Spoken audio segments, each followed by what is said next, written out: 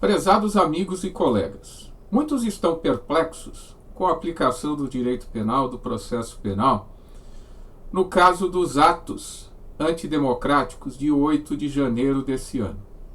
Realmente esses atos foram terríveis, mas nós deveremos sempre atentar para os direitos e garantias fundamentais, porque a partir do momento em que aceitamos que direitos sejam vilipendiados, principalmente o devido processo legal, isso pode se tornar uma constante. E se nós formos pegar a história do direito penal, isso daí aconteceu na antiguidade. O direito penal ele se divide em diversas fases. A fase da vingança divina, a fase da vingança pública, o período humanitário, até os dias atuais. O que nos interessa é a fase da vingança pública. Tudo começou com Thomas Hobbes. Hobbes entendia que aquela pessoa que praticasse um crime contra o Estado seria inimigo dele. Então, a partir do momento em que a pessoa pratica um crime contra o Estado, ela deixa de ser cidadã. E como ela não é mais cidadã, os direitos dela, os direitos individuais dela, pelo menos os direitos que existiam naquela época, não serão aplicados. Ela deixa de ser sujeito de direitos e passa a ser um inimigo. E será tratada como um inimigo do Estado. Isso daí, vejam bem, no século XVI. Kant, Fichte, Rousseau, já no século XVIII, tinham o mesmo entendimento de que a pessoa que atenta contra o soberano passa a ser inimiga do Estado. E como inimiga do Estado, ela perde os seus direitos fundamentais. Não tem mais nenhum direito e vai ser tratada simplesmente como um inimigo. Gunther Jacobs, isso na metade do século XX, trouxe para o direito penal contemporâneo o chamado direito penal do inimigo. E ele, baseado justamente em Thomas Hobbes, em Kant, em Fichte, em Rousseau, criou o direito penal do inimigo na Alemanha. Para Gunther Jacobs, a pena ela não visa a prevenção geral, prevenção especial, ela visa o restabelecimento da confiança do sistema. Então, a partir do momento em que há essa quebra dessa confiança do sistema, o direito penal age para restabelecer a confiança da sociedade. Então, ele propugna por um direito penal, um processo penal muito mais rigoroso, porque a pessoa que pratica determinados crimes passa a ser inimiga do Estado e, como tal, ela será tratada. Não se trata do direito penal do fato, mas do direito penal do autor. Para ele, a pessoa que assim age é inimiga e ela não tem os direitos próprios do cidadão. Ela perde parte desses direitos e vai ser tratada dessa maneira. Por isso, o direito processual penal é flexibilizado a ponto de direitos e garantias fundamentais não serem aplicadas para ela. As penas são extremamente severas e visam, como na época da vingança pública, impingir o medo. Na época da vingança pública, as penas eram aplicadas de tal forma que as pessoas ficavam horrorizadas e com muito medo de delinquir. Veja o que aconteceu com Tiradentes, que foi enforcado, esquartejado e parte dos seus corpos colocada na entrada da cidade para que as pessoas vissem. Isso daí era muito comum da Idade Média, na época da vingança pública, que visava o quê? A segurança do soberano. Então as penas eram muito severas, os juízes interpretavam a norma do jeito que quisessem a fim de preservar a segurança do Estado, preservar a segurança do soberano. Então existiam penas de desmembramento, penas de decapitação, como ocorreu na Revolução Francesa, tudo isso com a finalidade de impingir o medo.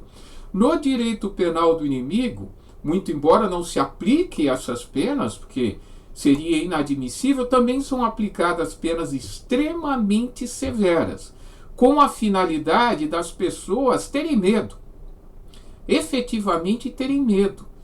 Então são penas muito graves, desproporcionais, porque a pessoa que é tratada como inimigo, ela não se verifica mais um juízo de culpabilidade, a reprovação social, mas um juízo de periculosidade, porque essa pessoa passa a ser perigosa para a segurança do Estado e como tal será tratada. Seus direitos e garantias fundamentais são reduzidos, as penas são extremamente severas para quebra de sigilos, buscas e apreensões. São tratados esses requisitos de uma maneira totalmente diferente daquelas pessoas que praticam crime comum. Então isso é uma doutrina que vem do direito alemão, tratar essas pessoas como inimiga do Estado. Por isso é o que nós estamos verificando, que não é dado direito de defesa totalmente, que os advogados não têm direito a acesso aos autos, as pessoas são julgadas de baseada, sem individualização de conduta, quebra de sigilo fiscal, quebra de sigilo bancário, busca e apreensões são deferidas de maneira totalmente diferentes para as pessoas que não são tratadas como inimigas, porque para o direito penal do inimigo, essas pessoas são perigosas. E como elas são perigosas, o direito penal ele vai ter que ser aplicado para acabar com essa periculosidade das pessoas, para acabar com o perigo. Só que isso daí é um perigo para o Estado democrático de direito, porque a nossa Constituição Federal não permite isso. A Constituição Federal diz que todas as pessoas devem ser tratadas de forma igual. É o princípio da isonomia, que todos têm direito a preservação de suas garantias e direitos fundamentais, dentre eles a ampla defesa, contraditório, devido processo legal, aplicação de penas proporcionais ao mal causado. Nunca nós poderemos aceitar isso como normal, que pessoas que pratiquem determinados crimes sejam tratadas como inimigas. Não é assim que funciona o Estado democrático de direito. Todas as pessoas têm direito ao devido processo legal e devem ser tratadas da mesma maneira. Por isso não é possível punição coletiva.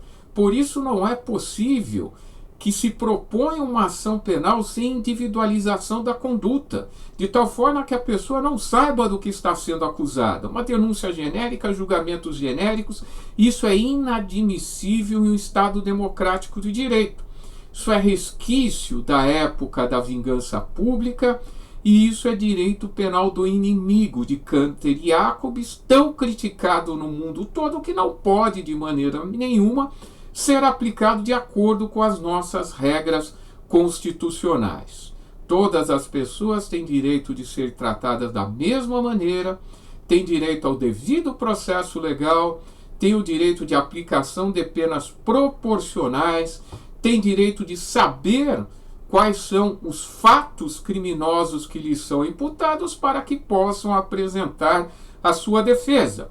E falando em defesa, tem direito, elas têm todo o direito de acesso a todas as provas constantes dos autos. Não lhe podem ser sonegadas nenhumas provas, inclusive provas que são decretados sigilo, como aconteceu com as fotografias que só agora apareceram.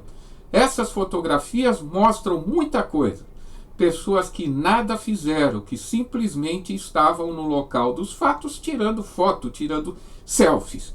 E como eu sempre disse, só invadir prédio público e nada fazer, não incitar ninguém, não quebrar nada, não ter preparado ou idealizado nada anteriormente para que aquelas pessoas quebrassem, aquelas pessoas depredassem o patrimônio público, essas pessoas não podem ser punidas. Só é punida a invasão a prédio público se tratar de quartéis, de estabelecimentos militares, que a norma penal expressa. Fora isso, não há essa possibilidade. As pessoas que simplesmente estão no local, sem nada fazer, que estavam em prédios públicos, que estavam de frente a quartel e não pediram de maneira nenhuma que fosse fechado o Supremo Tribunal Federal, que autoridades fossem presas, isso daí realmente não é possível. Mas pedir a observância de direitos e garantias fundamentais, como direito à livre manifestação do pensamento, a observância da democracia, todas as pessoas têm esse direito, todas as pessoas têm o direito de desconfiar do processo eleitoral, de pedir apuração limpas, de desconfiar da lisura das urnas eletrônicas. O que não pode é incitar as Forças Armadas a praticarem atos ilegais que não estejam previstos na Constituição. Se essas pessoas pedem às Forças Armadas o restabelecimento da democracia que para elas não se faz presente, ela não está praticando crime nenhum, não está pedindo uma intervenção militar, está pedindo simplesmente que sejam observados direitos e garantias fundamentais, lembrando que aquelas pessoas não são operadoras do direito, elas não sabem o que pode e o que não pode fazer. Elas podem, inclusive, incorrer em erro de proibição, previsto no artigo 21 do Código Penal. Elas podem interpretar a norma de uma maneira equivocada e achar sinceramente que poderiam agir daquela maneira. Isso pode excluir a culpabilidade delas ou reduzir a sua culpabilidade. Está previsto no direito penal. Então, tudo isso faz parte do devido processo legal e deve ser observado. Não podemos aceitar de maneira nenhuma que o Estado democrático não seja observado, que direitos e garantias fundamentais não sejam observados. As pessoas têm direito ao devido processo legal, de serem julgadas de acordo com as regras previstas no Código Penal e na Constituição Federal, porque de maneira nenhuma se pode oferecer denúncia por baseada e se julgar alguém por baseada. Não é possível a punição coletiva.